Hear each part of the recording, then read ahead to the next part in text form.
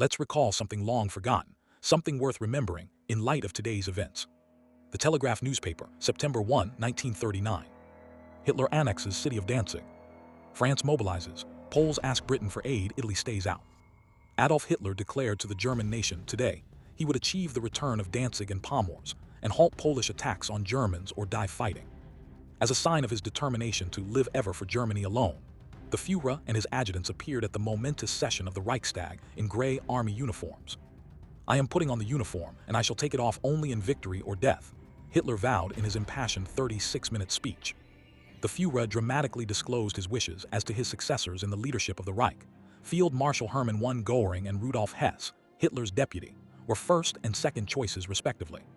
After Göring and Hess, Hitler said, the nation would be led by men chosen as the bravest by the Senate of the Nazi Party. Germany does not count on Italian support, the Führer said, while on the other hand, Soviet Russia now is the Reich's eternal friend.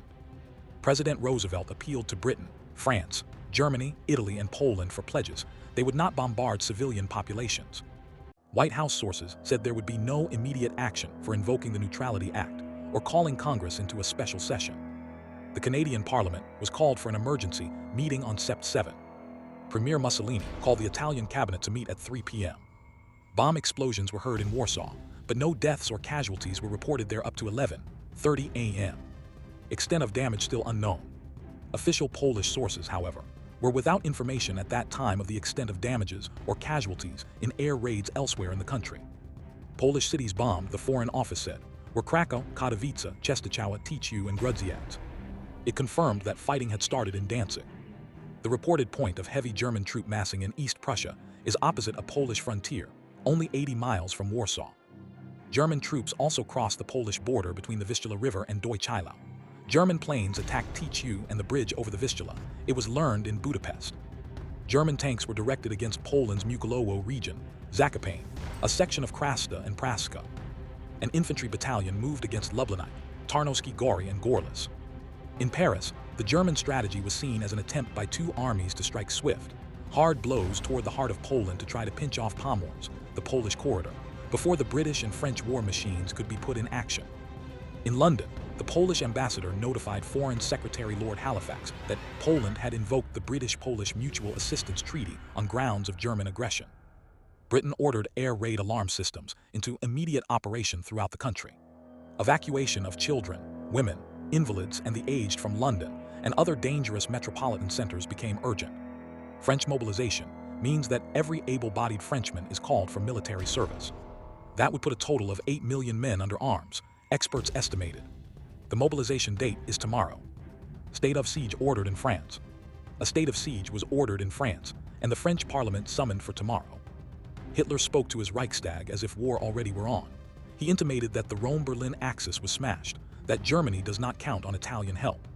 Said Hitler, "I should like to thank Italy, which has supported us this whole time.